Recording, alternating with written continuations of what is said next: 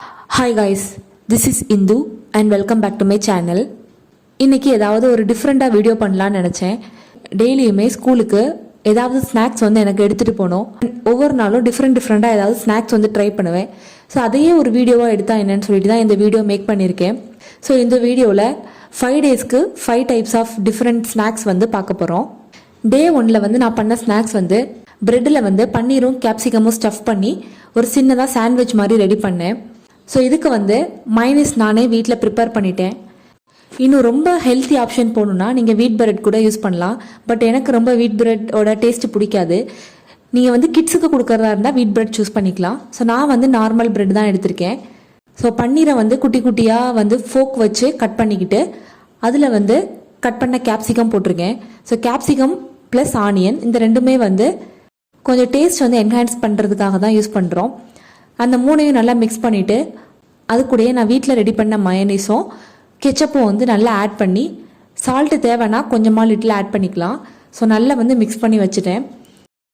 So ப்ரெட்டில் வந்து one side ஃபுல்லாகவே அதை அப்ளை பண்ணிவிட்டு நல்லா டைட்டாக வந்து க்ளோஸ் பண்ணிவிட்டு அதுக்கு மேலே பட்டரும் வந்து நல்லா தடவிட்டு அப்படியே வந்து தோசைக்கல்லில் போட்டு எடுத்தாச்சு. ரொம்ப கறியை விட்டால் டேஸ்ட் வந்து நல்லா இருக்காது. அப்படியே வந்து இந்த கோல்டன் ப்ரௌன் கலரில் நல்லா கிறிஸ்பியாக இருக்கணும். அப்போ தான் டேஸ்ட்டு சூப்பராக இருக்கும். ஸோ இது 5 மினிட்ஸ்லேயே ஈஸியாக ரெடி பண்ண ஸ்நாக்ஸு. கிட்ஸுக்கும் வந்து நீங்கள் ஸ்நாக்ஸ் பாக்ஸில் இதை வைக்கலாம், அவங்களுக்கு ரொம்ப பிடிக்கும். ஸோ டேஸ்ட் வந்து சூப்பராக இருக்கும் இது. டே 2க்கு வந்து நான் பண்ணது சப்பாத்தி.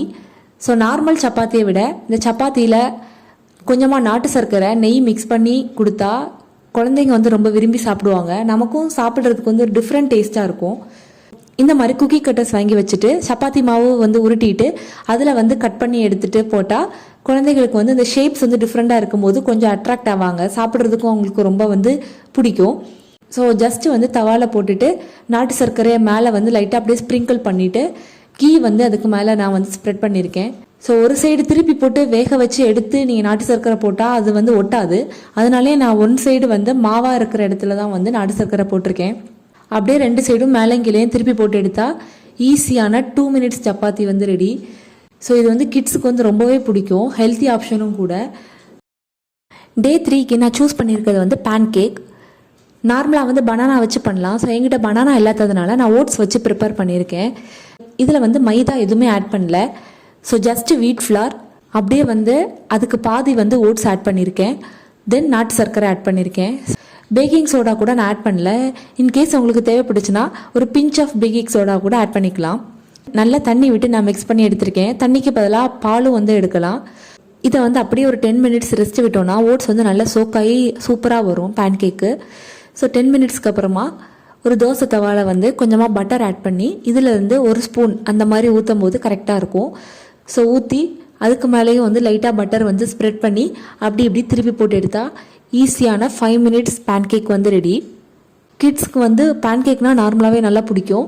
ஸோ இந்த மாதிரி பண்ணி கொடுத்தா ஹெல்த்தியாகவும் இருக்கும், அவங்களும் விரும்பி சாப்பிடுவாங்க. டே 4க்கு நான் எடுத்திருக்கிறது வந்து ஸ்வீட் தோசை.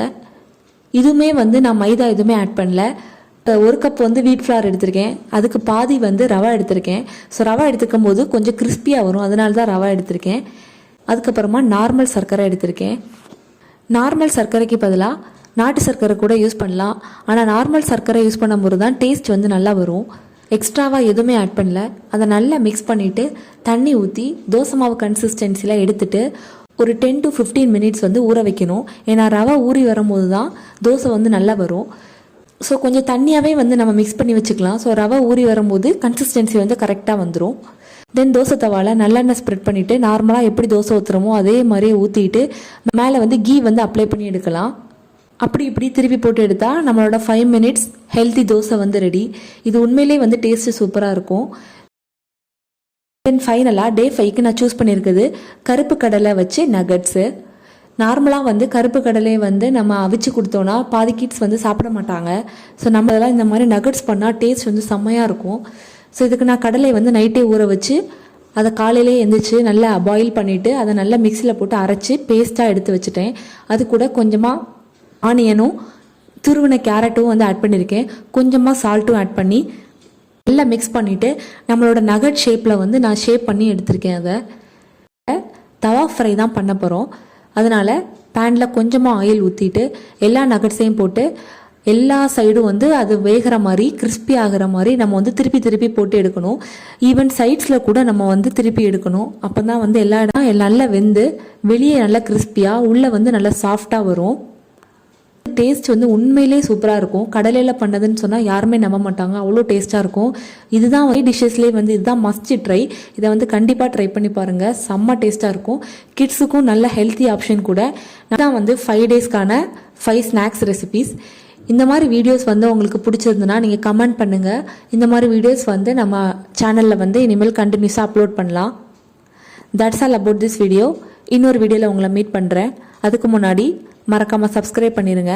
தேங்க்ஸ் ஃபார் வாட்சிங்.